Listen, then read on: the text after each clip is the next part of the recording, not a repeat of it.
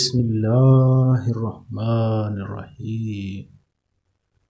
آج کی اچھی باتیں نمبر 1 پر ہے۔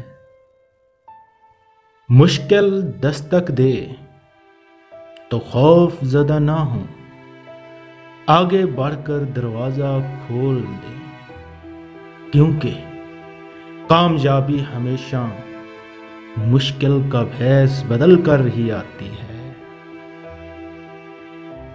آج کی دوسری بات، گھر میں چھوٹی موٹی باتیں تو ہوتی رہتی ہیں، پرسکون زندگی گزارنے کے لیے ان باتوں کو نظر انداز کرنا اور ایک دوسرے کو برداشت کرنا ہی اصل نبھانا ہوتا ہے۔ اللہ تعالی ہم سب کو ان پر عمل کرنے کی توفیق عطا فرمائے۔ آمین آمین۔